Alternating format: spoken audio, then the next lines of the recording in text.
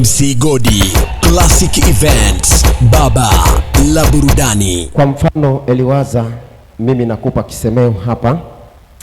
Natamani wakaribishe wageni wote ndani ya ukumbi, lakini utumie lugha ya kigeni. Sawa sawa? Mimi nitakuwa mtafasiri, nimekaa pale, nitakuwa na tafasiri kile ambacho utakuwa unazungumza. Vikinishinda, kwani shida iko wapi?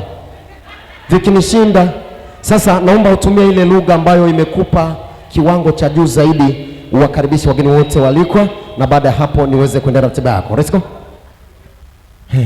Naanza kutafasiri sasa, msikilize vizuri. Good evening everyone.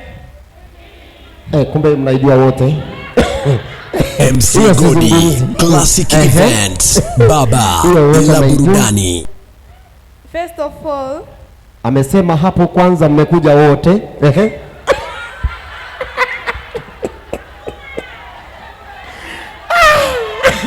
Sasa sikiliza, kumbe mnajua. Wote mnajua. Ashindwe.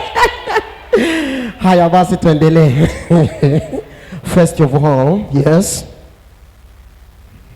I want to thank you for coming this evening for me. Anawashukuru wote kwa kuja kwake jioni ya leo. And special thanks to my parents, my mom and dad. Shukrani nyingi sana ziwaendee wazazi wake. And my teachers. Lakini pia walimu. My relatives. Na wote kwa ujumla ambao ni familia yake, ndio. And my all neighbors. Wewe hujanisomesha bana. Anasema na majirani wote, majirani wote. I want to welcome you in my celebration of celebrating my graduation. Anapenda kuwakaribisha wote na anamafurahi wote kuwaona umekuja kwenye siku yake adhimu ambapo anasherekea kuhitimu kwa yake. Thank you so much and welcome. We celebrate together.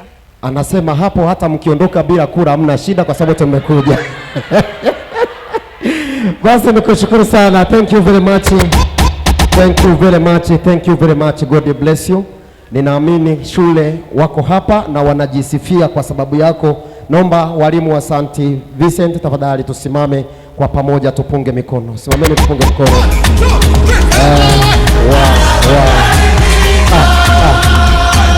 Kiroho sema amina. Lakini jambo la pili, hakikisha unamrithisha elimu. Na elimu si mradi elimu bora inayopatikana shule ya Mtakatifu Vincent. Makofi na vigelegele. Basi baada